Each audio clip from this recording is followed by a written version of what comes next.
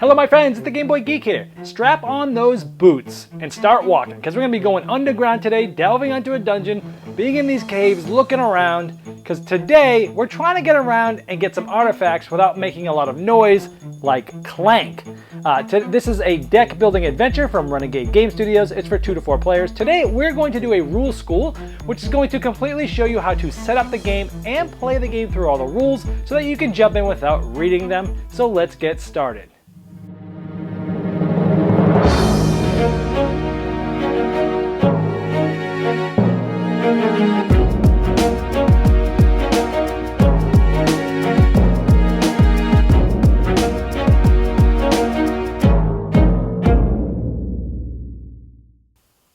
Clank is a deck building adventure where you use your hand of cards to delve down into the dungeon, picking up secret tokens, buying things from the market, and grabbing certain artifacts that are worth different amount of points.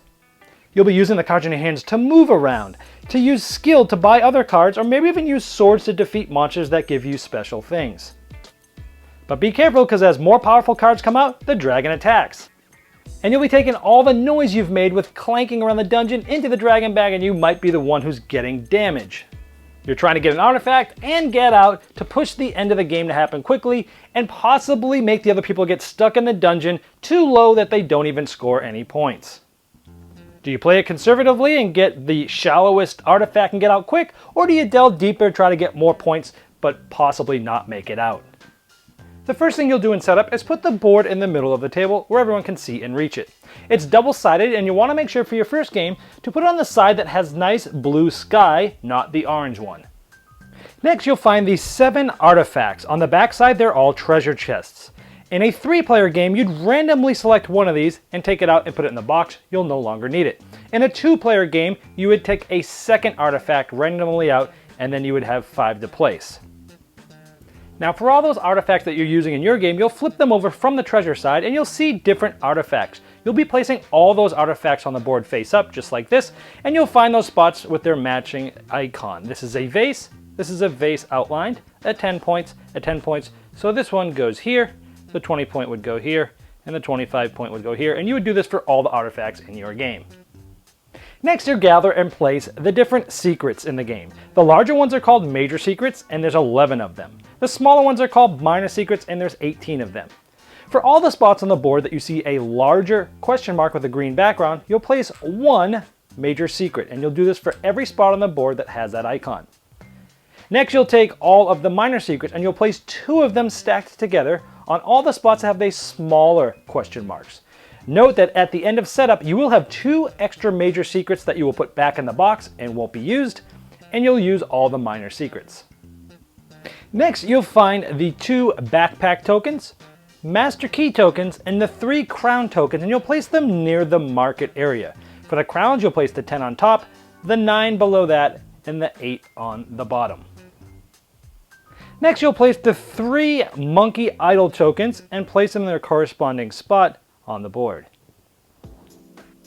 Next, you'll place a mastery token at the top of the board, 1 for each player that's playing the game. Next, you'll put the money in piles near the board for everybody to reach.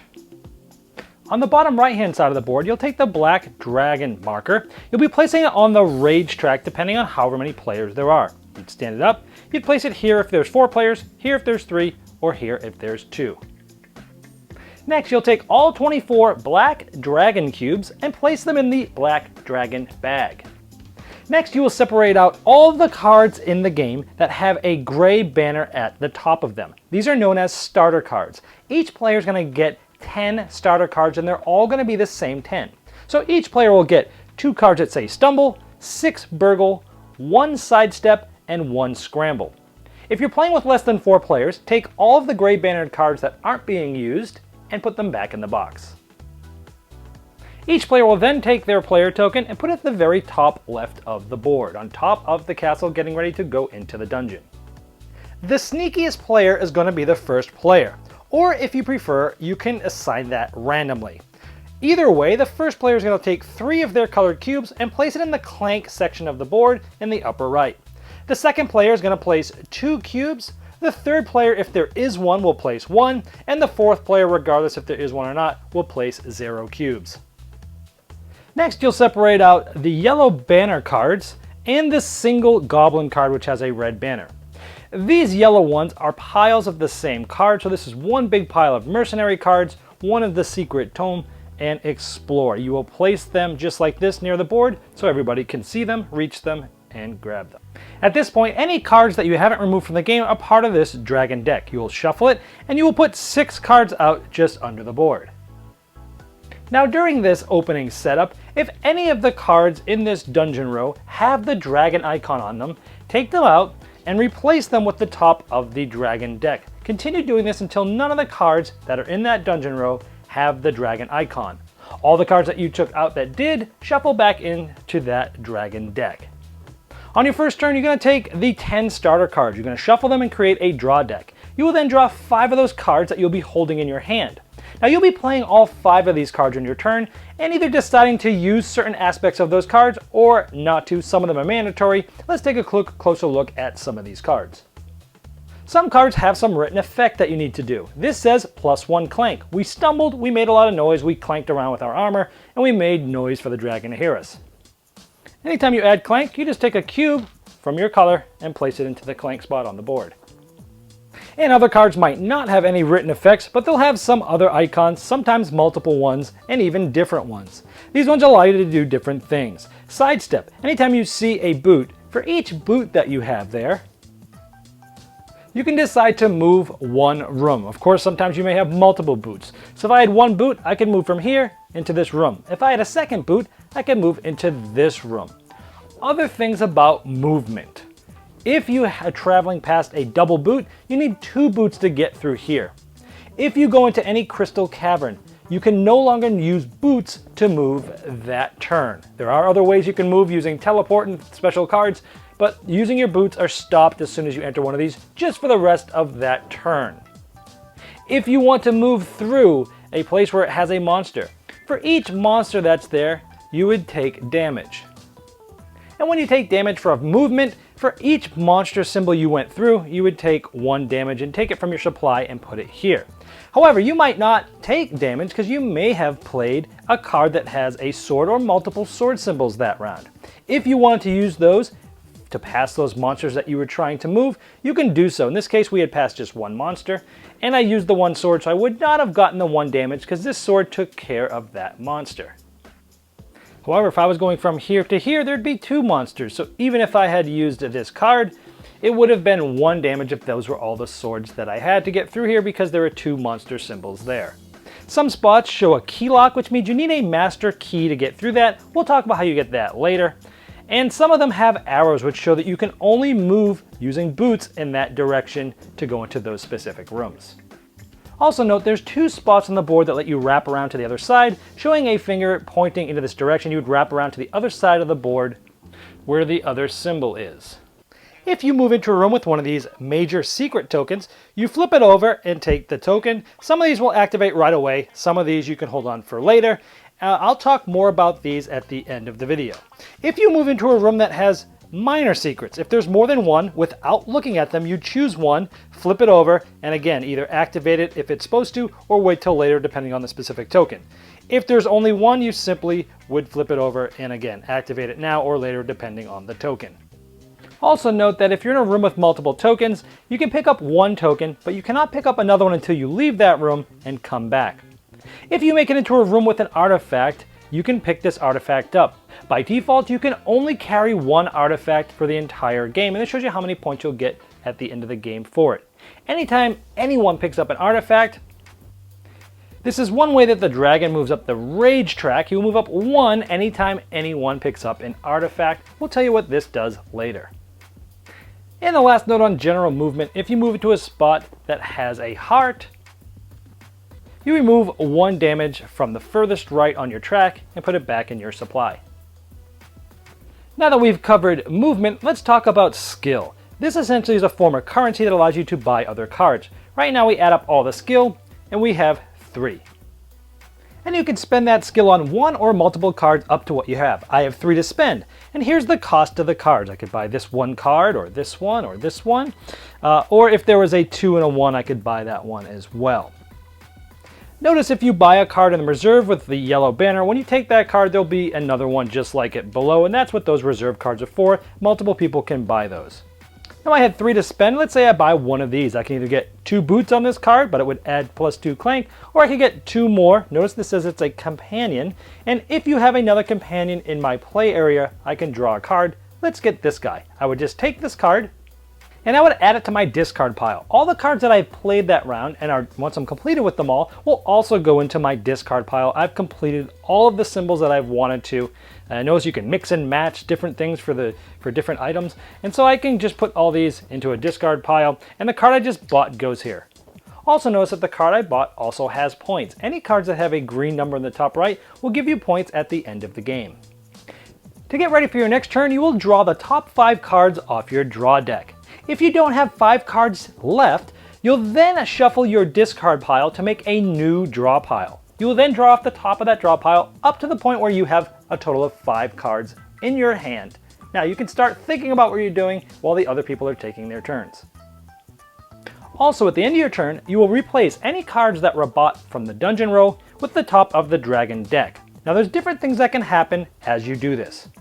For example, you might see this icon here. This means that there's something special about this card. This says arrive. So as this card arrives, you'll have to do something special. In this case, everyone pays 1 Clank into the Clank section of the board, but arrive means when the card comes, something happens.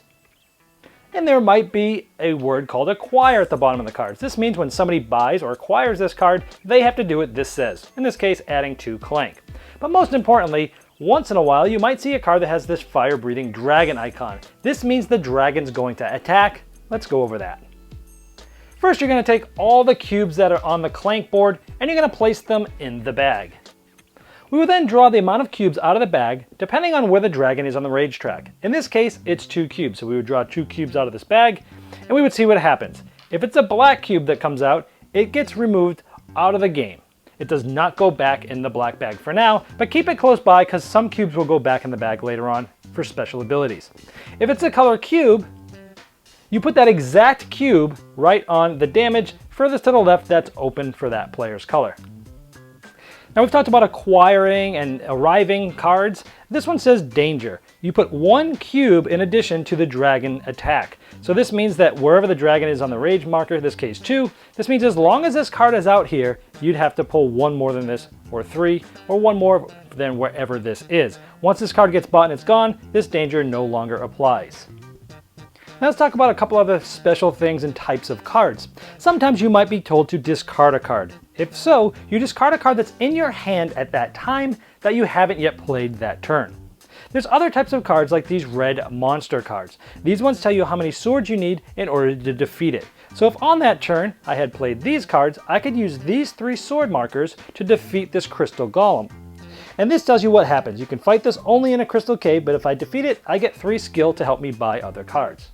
The other type of cards are purple ones. These are known as devices. These are cards that are sort of a one-time use. You would buy it for the amount of skill here, and then you would use it for its effect, and then this card would go into the dragon deck discard pile. And speaking of monsters, the last card I want to talk to you about is in the reserve. You'll see that Goblin card that's always out there.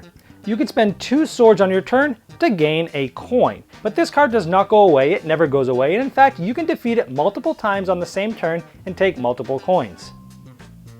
Well, what are coins used for? Well, apart from being a point at the end of the game, you can also use a coin, or spend 7 of them, to buy something at any of the 4 market spots. Anytime you're at any of those 4 spots, you can buy either a backpack, a master key, or a crown.